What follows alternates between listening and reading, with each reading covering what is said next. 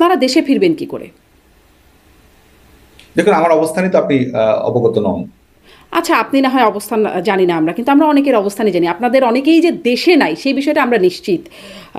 এবং কে কোথায় আছে তাদের অবস্থানও অনেকটাই আমরা নিশ্চিত। আপনারা এই যে এবং আপনাদের যে মানে দলের নেত্রী, সভানেত্রী, সাবেক প্রধানমন্ত্রী শেখ হাসিনা তিনিও চলে গেলেন, পালিয়ে চলে গেলেন ভারতে।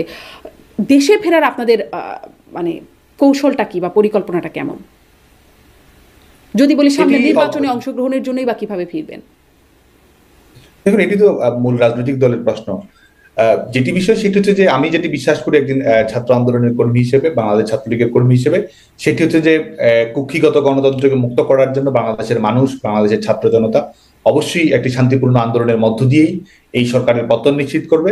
এবং রাজনৈতিক দল অবশ্যই জনগণকে সাথে নিয়ে এই অপশক্তির বিরুদ্ধে, এই অবৈধ সাংবিধানিক সরকারের বিরুদ্ধে প্রতিরোধ করে তুলবে।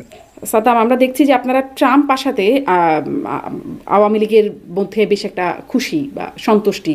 সেটি আসলে কেন? ট্রাম্পের উপরে কিসের ভরসা?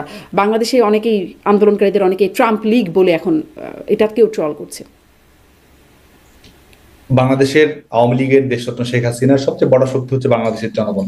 জনগণের ঐক্যবদ্ধ প্রতিরোধের মাধ্যমেই আমরা আমাদের কুক্ষিগত গণতন্ত্র হোক, আমাদের সাংবিধানিক কুক্ষিগত গণতন্ত্র থেকে মুক্ত করা হোক, সাংবিধানিক ধারাবাহিকতা হোক, জনগণের নির্বাচিত প্রতিনিধিত্বমূলক শাসন ব্যবস্থা, সেটিতে বাংলাদেশ প্রত্যাবর্তন করবে বলে আমরা দৃঢ়ভাবে বিশ্বাস করি। আন্তর্জাতিক রাজনীতির যে সমীকরণ, সেটি তো অবশ্যই আমরা মনে করি যে শেখ হাসিনার সরকারের যে সার্বিক গ্রহণযোগ্যতা, শেখ হাসিনা সরকারের আন্তর্জাতিক সূচকগুলো উত্তীর্ণ হওয়ার ক্ষেত্রে তার যে সাফল্য, সেটির প্রেক্ষিতে স্বাভাবিকভাবে বাংলাদেশ আওয়ামী লীগের সঙ্গে শেখ হাসিনার যে বৈশ্বিক নেতৃত্ব, সেটির প্রতি একটা আস্থার প্রতিফলন যে কোনোখানেই ঘটবে বলে আমরা মনে করি।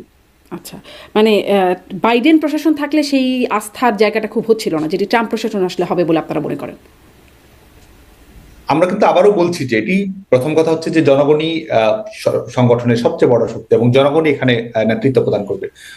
পারিপার্শ্বিক রাজনৈতিক অবস্থা যাই ঘটুক না কেন, এই গণতান্ত্রিক আন্দোলনের বিজয় সুনিশ্চিত। এবং যারা অপশক্তি রয়েছে, যারা সাময়িকভাবে হয়তো মনে করছে তারা বিজয়ী হয়েছে, তারা আসলে বিজয়ী নয়, বরং গণতন্ত্রকে বিজয়ী করেই জনগণের শক্তিতে, অভ্যন্তরীণ শক্তিতেই আমাদের জনগণ ঘুরে দাঁড়াবে, সংগঠন ঘুরে দাঁড়াবে এবং অপশক্তিকে